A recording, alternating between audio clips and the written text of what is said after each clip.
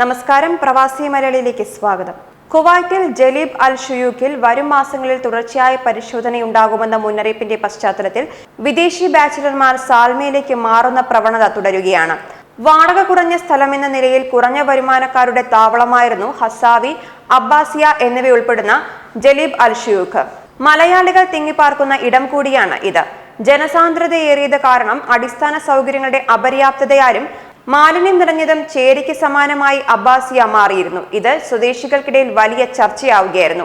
ഷദാദിയ സർവകലാശാല, കുവൈറ്റ് അന്താരാഷ്ട്ര വിമാനത്താവളം തുടങ്ങി തന്ത്രപ്രധാന സ്ഥലങ്ങളുടെ സമീപ സ്ഥലം എന്ന നിലയിൽ ജലീബിനെ ശുദ്ധീകരിക്കണം എന്നാവശ്യപ്പെട്ട് സ്വദേശികൾ മുറവിളി തുടങ്ങിയിരുന്നു. പാർലമെന്റ് തലത്തിലും വിഷയം ചർച്ചയായിരുന്നു. തുടർന്നാണ് ക്ലീൻ ജലീബ് എന്ന പേരിൽ പരിശോധനാ ക്യാമ്പയിൻ പ്രഖ്യാപിച്ചത്. പരിശോധന ചൊവ്വാഴ്ച തുടങ്ങുമെന്നാണ് അറിയിച്ചിട്ടുള്ളത്. ഇതിനകം ജലീബിലെ ഒരു വിഭാഗം അനധികൃത താമസക്കാരും കച്ചവടക്കാരും അവധിയെടുത്ത് നാട്ടിൽ പോവുകയോ മറ്റു സ്ഥലങ്ങളിലേക്ക് ചേക്കേറുകയോ ചെയ്തിട്ടുണ്ട്. പരിശോധന പ്രഹസനമാകുമെന്ന പ്രതീക്ഷയിൽ ഒരു വിഭാഗം ഇപ്പോഴും അവിടെ തങ്ങുന്നുമുണ്ട്.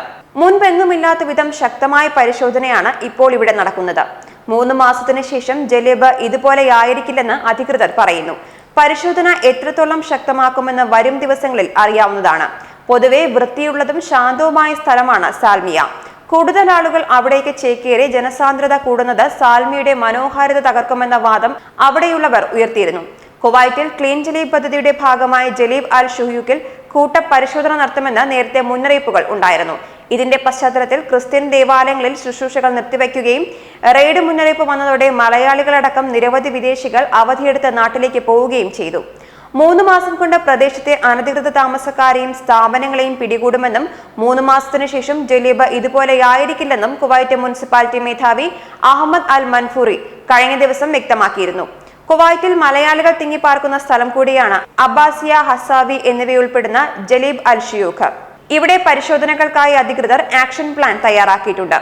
അബ്ബാസിയയിൽ കെട്ടിടങ്ങളുടെ ബേസ്മെന്റിൽ പ്രവർത്തിക്കുന്ന ക്രിസ്ത്യൻ ദേവാലയങ്ങളിൽ പ്രത്യേക സാഹചര്യം കണക്കിലെടുത്ത് ദിവ്യബലികൾ ഉൾപ്പെടെ എല്ലാ ശുശ്രൂഷകളും ഒരറിയിപ്പുണ്ടാകുന്നത് വരെ ഉണ്ടായിരിക്കില്ലെന്ന് വിശ്വാസികളെ അറിയിച്ചിട്ടുണ്ട്. വീടുകൾ, റിയൽ എസ്റ്റേറ്റ് കെട്ടിടങ്ങൾ, വെയർഹൌസുകൾ തുടങ്ങിയവ നിരീക്ഷണ വിധേയമാക്കും.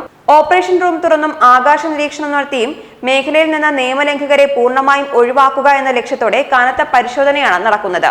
ന്യൂസ് ഡെസ്ക്, പ്രവാസി മലയാളി.